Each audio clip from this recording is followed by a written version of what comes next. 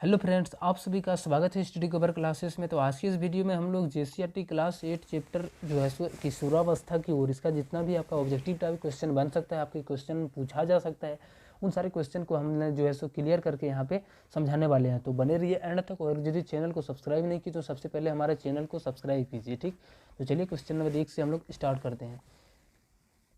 Question number 1 में बोलता है, इनमें से कौन सा परिवर्तन यौनारंभ के दौरान नहीं होता है। यानी जब कोई मतलब वयस्क जो है सो धीरे धीरे क्या होता है, जवान होता है, तो उस समय एक ऐसी इसमें से ऑप्शन में से छांटना है कि वो नहीं होता। शारीरिक लंबाई में वृद्धि तो ये तो होता ही। गौण लैंगिक गुणों का विकास, गौण लैंगिक गुणों का विकास, इसका मतलब क्या होता है तो थोड़ा आप लोग समझिएगा लॉन्ग टाइप पे, ठीक। क्या होता है, हमारे जब मतलब उम्र बढ़ने लगते हैं तो हमारा धीरे धीरे मूंछ दाढ़ी आने लगता है, गुप्त अंगों पर बाल आने लगता है, हमारा स्तन का जो है तो वो सारी चीज़ों का विकास होने लगता है। तो इन सारे हमारा जो है तो परिवर्तन कहाँ पे होता है, तो यौनारंभ के दौरान होता है, ठीक। इसी को क्या बोला जाता है, गौण लैंगिक लक्षण को भी बोला जाता है, ठीक। एडम्स एप्पल का दिखाना, यानी क्या होता है, हमारे कंठमानी, हमारे यहाँ कंठ की जगह पर क्या होता है, उभरा हुआ दिखाई देने लगता है। तो इसको भी हम लोग क्या बोलते हैं, कब आता है, जब हम मतलब हमारा जो है शरीर के मतलब हम जब जवान हो जाते हैं, ठीक। तो एक रजोनिवृत्ति है, ये जो है सो कब होता है, बाद में, अंत में 40 से 45 साल के बाद में होता है, ठीक। और किस में होता है, तो ये महिलाओं में होती है, ठीक। आप लोग पढ़िएगा इस पर डिटेल। क्वेश्चन नंबर चलिए 2 में आते हैं। बोलता है, स्त्रियों में होने वाली मासिक स्राव की सामान्य अवधि क्या है, तो 28 दिन की अवधि जो होती है उसके लिए मासिक स्राव की अवधि होती है। बोलता है, निम्न में से कौन सा आहार किशोर के लिए सर्वोत्तम है, यानी हम मतलब सभी किशोरों के लिए जो है सो कौन सा खाना जो है सो सबसे अच्छा है माने जाते हैं, तो रोटी दाल और सब्जियां। ऑप्शन नंबर आपका 2 सही आंसर हो जाएगा। ये आपका बर्गर उर्गर जो है सो आपका क्या लिवर को डैमेज कर सकता है, आपको शरीर को बर्बाद कर सकता है, ठीक। कितने उम्र तक की शेषावस्था कहलाता है, शेषावस्था यानी बच्चा जो हम लोग होते हैं तो उस समय की अवस्था को शेषावस्था कहलाता है। और जो एज होती है उसकी पीरियड जो होती है, टाइम जो होती है, वो 0 से 5 वर्ष होती है। 5 नंबर में होता है, बोलता है यौनारंभ की उम्र क्या होती है, यानी जब हम मतलब हमारे लक्षण जो है सो एक जवान की तरफ दिखाई देने लगते हैं, तो किस एज में, तो 10 से 12 साल के होने के बाद, ठीक। ऑप्शन नंबर 1 आपका सही आंसर होगा। किशोरावस्था की उम्र है, तो किशोरावस्था का उम्र में क्या होता है, आपका शारीरिक वृद्धि का भी पूरा काम क्रिया समाप्त हो जाता है। और क्या होता है, आपका जितना भी गौण लैंगिक लक्षण है, आपका दाढ़ी मूंछ सारा जो है सो ऐसी किशोरावस्था में ही आता है। शायद आप लोग जो है सो अभी इसी अवस्था से गुजर रहे होंगे, जितना भी क्लास 8 के स्टूडेंट हैं सारे। चलिए नेक्स्ट क्वेश्चन हमारा है कि टेस्टोस्टेरोन क्या है। तो टेस्टोस्टेरोन क्या है, एक पुरुष हार्मोन है। तो पुरुषों में पाए जाने वाले हार्मोन को हम लोग टेस्टोस्टेरोन बोले जाते हैं। सेम वैसे ही अगर यदि एस्ट्रोजन बोला जाए तो किस में पाए जाते हैं, ये स्त्री हार्मोन में पाए जाते हैं। ये हार्मोन का कार्य क्या होता है, तो हार्मोन का जो काम होता है वही दाढ़ी मूछें लाना, शारीरिक अंगों में जो है सो विकास को करना, ये हमारा जो है सो हार्मोन का काम होता है, ठीक। चलिए नेक्स्ट क्वेश्चन हमारा 9 नंबर में है कि यौनारंभ प्रारंभ के साथ ही पुरुष हार्मोन स्रावित होता है, क्या कहलाता है। ये हार्मोन हमारा पुरुष हार्मोन जो होता है टेस्टोस्टेरोन होता है। बोलता है, किस अवस्था में मनुष्य के शरीर में अनेक परिवर्तन आते हैं, तो ये यौवन अवस्था में, ठीक। किस अवस्था में मनुष्य के शरीर में अनेक परिवर्तन, ये आपका जो है सो यौवन अवस्था भी हो सकता है, किशोर अवस्था नहीं, आपका यौवन अवस्था हो जाएगा, ठीक।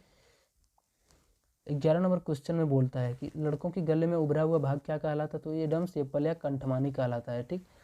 इसको क्या बोलाता है, लड़कों के जो ऊपरे होते हैं उनको एडम्स एप्पल, ठीक। तो उनको क्या बोला जाता है, एडम्स एप्पल बोला जाता है। ये सिर्फ मतलब सिर्फ अब ज़्यादातर जो दिखी जाती है किसमें, तो पुरुषों में दिखी जाती है, ठीक। महिलाओं में बहुत कम ही मिलती है। 12 नंबर क्वेश्चन में बोलता है, निम्न में कौन नर जनन हार्मोन है, तो फिर वही क्वेश्चन उल्टा उभरा के पूछ रहा है, तो टेस्टोस्टेरोन हो जाएगा। 13 नंबर में बोलता है, निम्न में कौन सा मादा हार्मोन है, तो मादा हार्मोन का जो नाम होता है वो क्या होता है, एस्ट्रोजन होता है, ठीक। चलिए 14 नंबर में बोलता है, लड़कियों की अंतःस्रावी ग्रंथियों से हार्मोन उत्सर्जित होता है, तो कौन सा हार्मोन उत्पन्न होता है, तो एस्ट्रोजन, जिसका क्या काम होता है, अलग अलग चेंजेस जो है सो किसमें, स्त्रियों में लाना, जैसे स्तनों का विकास करना, कहीं पे बाल आना, मतलब ये सारी जो है सो क्या करता है, काम करता है। 15 नंबर में बोलता है, वृषण एवं अंडाशय द्वारा स्रावित हार्मोन क्या कहलाता है, तो ये लैंगिक हार्मोन कहलाता है। लैंगिक हार्मोन मतलब जिसमें वृषण एवं अंडाशय दोनों मिलते हैं, तो वैसे हार्मोन को हम लोग बोलेंगे तो लैंगिक हार्मोन बोलते हैं, ठीक। चलिए नेक्स्ट क्वेश्चन हमारा 16 नंबर में है, हार्मोन क्या है। तो हार्मोन क्या है, तो एक रासायनिक पदार्थ होता है जो क्या करता है, किसी भी चीज़ को परिवर्तन लाता है, ठीक। 17 नंबर में क्या होता है, स्त्रियों में जनन आयु का प्रारंभ उस समय होता है जब उनके ऋतुस्राव प्रारंभ होता है, स्तन विकसित होना प्रारंभ होता है, शारीरिक भार में वृद्धि होने लगती है, शरीर की लंबाई वृद्धि होती है। तो जब जनन में मतलब स्त्री में जनन कब प्रारंभ होता है, जब उसका ऋतुस्राव आना शुरू हो जाता है। ठीक, ऑप्शन नंबर 1 आपका सही आंसर हो जाएगा। बोलता है ऋतुस्राव लगभग कितने दिनों के अंतराल पर होते हैं, तो ये लगभग 28 से 30 दिनों के अंतराल पर होती रहती है। किसमें होता है, तो ये सिर्फ और सिर्फ स्त्रियों में पाई जाती है। एक्स और वाई क्या है, तो ये लिंग गुणसूत्र है। एक्स क्या होता है, बेटियों मतलब स्त्रियों के लिए, और वाई एक्स एक्स आपका बेटी के लिए हो जाता है, मेल के लिए, फीमेल के लिए, और आपका एक्स वाई जो होता है किसके लिए, मेल के लिए। चलिए बोलता है निम्न में कौन सा गुणसूत्र नर शिशु का लिंग निर्धारण करता है। नर नर के लिए क्या होता है, एक्स वाई होता है। ठीक, एक स्त्री में कौन से लिंग गुणसूत्र मिलते हैं, तो वो सिर्फ और एक्स पाए जाते हैं।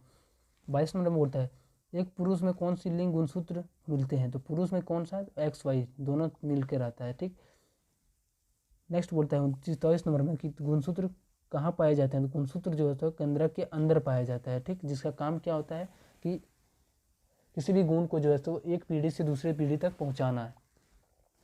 24 नंबर में बोलता है मनुष्य की कोशिका के केंद्रक में कितने जोड़े गुणसूत्र पाए जाते हैं, तो वो 23 जोड़ा गुणसूत्र पाए जाते हैं। ठीक,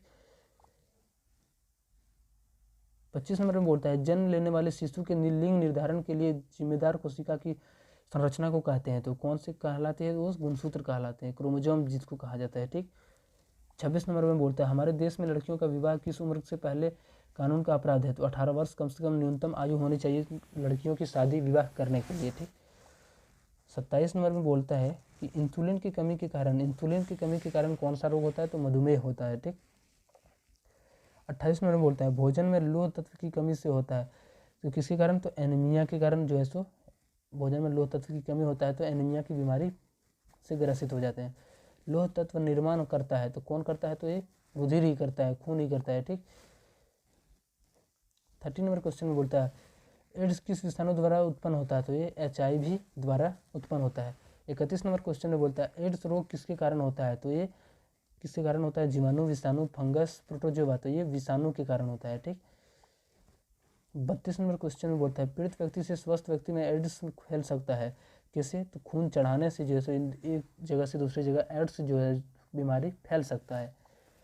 33 नंबर क्वेश्चन में बोलता है कि संक्रमित माँ से उसके शिशु में उसके द्वारा HIV हो जाता है, इसके द्वारा, तो दूध द्वारा, भोजन द्वारा, संपर्क द्वारा, छूने से, तो ये दूध द्वारा जब बच्चे पी लेते हैं तो उसके माँ से जो उसके शिशु में ट्रांसफ़र हो जाते हैं। ठीक, तो यहाँ से आपका जितना भी आपका शिशुरावस्था का क्वेश्चन था वो सारा कंप्लीट हो जाता है।